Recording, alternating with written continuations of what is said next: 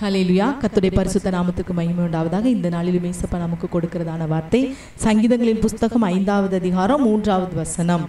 கர்த்தாவே, காலையிலே என் சத்தத்தை கேட்டருள்வீர், காலையிலே உமக்கு நேரே வந்து ஆயத்தமாகி காத்திருப்பேன். தாவீது ராஜா சொல்றார், நான் காலையிலே என் சத்தத்தை கேட்டருள்வீர், நான் காலையில உம்மிடத்துல வந்து நான் பேசுவேன், அதை நீங்க கேட்பீங்க, காலையிலே உமக்கு நேரே வந்து ஆயத்தமாகி காத்திருப்பேன் என்று சொல்கிறார். அதிகாலையில் எழும்பி அவருடைய சமூகத்திலே தனித்து இருக்கிறதான அந்த அனுபவத்தை தாவீது ராஜா பெற்றிருந்தார். இன்றைக்கும் அருமையான தேவனுடைய பிள்ளைகளே, நாம் இன்னைக்கு காலையில் எழும்பி முதலாவது நம்ம என்ன செய்கிறோம்? ஒரு முறை ஆபிரகாம் லிங்கன் அமெரிக்க ஜனாதிபதியாக இருந்தார். அவர் அந்த 16வது ஜனாதிபதியாய் அவர் பதவியேற்று அவருடைய அந்த பதவி நாட்களிலே ஒரு முறை காலையிலே அதிகாலையிலே அவரோடு உள்ள சில அதிகாரிகள் அவரிடத்தில் சில ஆலோசனைகளை கேட்பதற்காக அவருடைய இடத்துக்கு வந்தாங்க. வந்திருக்கும்போது அவருடைய ரூம் பக்கத்தில் போகும்போது அவர் யாரிடமோ பேசிட்டு இருக்கிற சத்தம் கேட்ட உடனே அவங்க என்ன செஞ்சாங்க, சரி அவர் யார்ட்டையோ பேசிட்டு இருக்கிறார், நம்ம என்ன செய்யலாம், பக்கத்தில் நம்ம வெயிட் பண்ணலான்னு சொல்லிட்டு ஒரு பக்கத்தில் இருக்கிற ரூம்ல அவங்க வெயிட் பண்ணிட்டு இருக்கிறாங்க. ரொம்ப நேரமாகியும் வெகு நேரமாகியும் அவர் வெளியே வரவே இல்லை. அப்போ கொஞ்ச நேரம் கழிச்சு அவர் வெளியே வந்தார். அப்போ இவங்கெல்லாம் கேட்குறாங்க, சார் நாங்கள் காலையிலே வந்துட்டோம், 5 மணிக்கே நாங்கள் வந்துட்டோம், ஆனால் நீங்கள் யார்கிட்டையோ பேசிகிட்டு இருந்தீங்களே உள்ள, ஆனால் உள்ளே யாருமே இல்லையே, நீங்கள் யார்கிட்ட பேசிகிட்டு இருந்தீங்க, நீங்கள் பேசிகிட்டு இருந்ததுனால நாங்கள் இவ்வளோ நேரம் வெயிட் பண்ணோம் அப்படின்னோடனே அவருடைய வாழ்க்கையில் உள்ள காரியத்தை சொல்கிறாரு. அது நான் ஆண்டவரோட பேசிகிட்டு இருந்தேன் அப்படின்னு. என்ன ஆண்டவரோட பேசிகிட்டு இருந்தாரா அப்படின்னு சொல்லிட்டு அவங்களுக்கெல்லாம் ஆச்சரியம். அப்போது அவர் சொல்கிறாரு, நான் சின்ன வயதிலே நான் காடுகளில் போய் விறகு பொறுக்கி தான் நான் ஜீவனம் பண்ணிகிட்டு இருந்தேன். அப்போது என் பாட்டியோட பராமரிப்பில் தான் நான் வாழ்ந்துட்டு இருந்தேன். அப்போ என் இந்த பாட்டியம்மா எனக்கு ஒரு வேத புஸ்தகத்தை கொடுத்து, நீ என்ன செய்யணும், காலையிலே எழும்பி இந்த வேத புஸ்தகத்தை தியானிக்கணும், அடுத்து காலையிலே நீ எழும்பி முதல்ல நீ கர்த்தரிடத்துல அதை என்ன செய்யணும், ஆண்டவரோட மாத்திரம் முதல்ல பேசணும், ஆண்டவர்கிட்ட தான் நீ முதல்ல பேசணும், அப்புறம் தான் நீ மற்ற நபர்கிட்ட பேசணும்னு சொல்லி என்னை வளர்த்தாங்க. நான் அதை சிறு பிராயங்கள் இந்த நாள் வரை என்ன செய்கிறேன், நான் கடைபிடித்து வந்து கொண்டு இருக்கிறேன், நான் அதை விடாம கடைபிடித்துட்டு வந்துட்டு இருக்கிறேன். அதனால தான் இது எனக்கு எங்கள் பாட்டியம்மா சொல்லி கொடுத்த பாடம், நான் இதை விடாம கடைபிடிச்சிட்டு வந்துட்டு இருக்கிறேன்னு சொல்லி அவருடைய அனுபவத்தை அவருடைய காரியத்தை அவர் சொல்கிறார். இன்றைக்கும் அருமையான தேவனுடைய பிள்ளைகளை, காலையிலே எழும்பி அவருடைய சமூகத்தில் முதலாவது பேசுகிற பிள்ளைகள் வாழ்க்கையில் பெரிய பெரிய ஆட்களாக இன்று உயர்ந்திருக்கிறார். இன்றைக்கு நீங்கள் பெரிய அளவில் கர்த்தரால் உபயோகிக்கப்படுகிற நபர்கள்ட்ட போய் நீங்கள் கேட்டு பாருங்கள், பெரிய அளவில் சரித்திரத்தில் இடம் பிடித்தவங்க, பெரிய அளவில்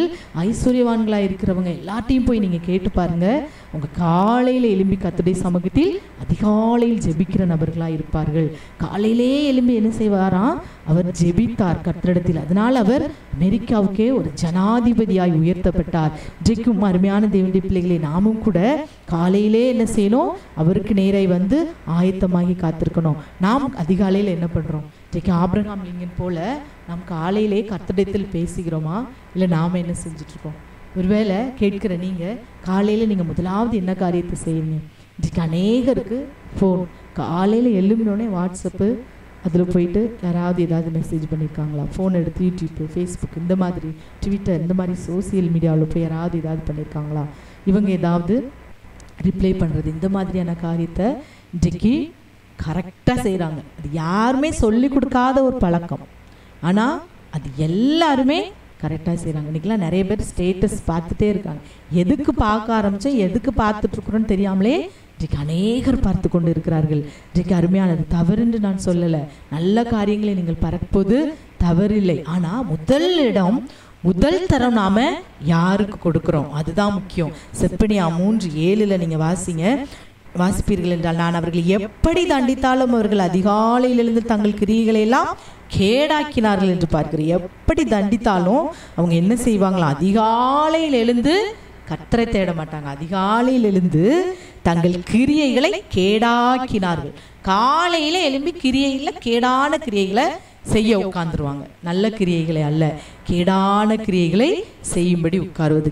தங்கள் கிரியைகளை எல்லாம், தங்கள் கையின் கிரியைகள் செயல்களை எல்லாம் காலையில் எழும்பி கேடாக்கினார்களா. வேதத்தில் நான் வாசிப்போம் என்றால் அதிகாலையில் எழும்பி பலி செலுத்துங்க, அதிகாலையில் கர்த்தருடைய சமூகத்தில் வாங்க, அதிகாலையில் இன்னென்ன பலிகள், ஸ்தோத்திர பலிகள், பாவ நிவர்த்தி பலிகள்னு நிறைய இடத்துல காலையில் எழும்பி நீங்கள் வாசிக்கலாம். நீங்கள் எடுத்து வாசிப்பீர்கள் என்றால் அப்போ காலையிலே அவருடைய கிருபை புதிதாக இருக்கிறது. காலைதோறும் அவருடைய கிருபை புதிதாக இருக்கிறது. நாங்கள் வாழ்நாளெல்லாம் மகிழ்ந்து கலிகூறும்படி காலையில் எங்களை கிருபையால் திருப்தியாக்குங்க. திருப்தியாக்குறது அவருடைய கிருபை மாத்திரம்தான். இன்றைக்கு நாம் அதிகாலையில் எழும்பி அவருடைய சமூகத்தில் நேரம் எடுத்து ஜெபிக்கிற பிள்ளைகளாக இருந்தால் நமக்கு எந்த துக்கமும், எந்த போராட்டமும், எந்த கவலை, எந்த கஷ்டமும் வராது. நீங்கள் சோதனைக்குட்படாதபடி இழுத்திருந்து 1 மணி நேரமாவது ஜெபிங்க. சோதிக்கப்படாதபடி ஏன் நம்ம என்ன செய்யணுமா?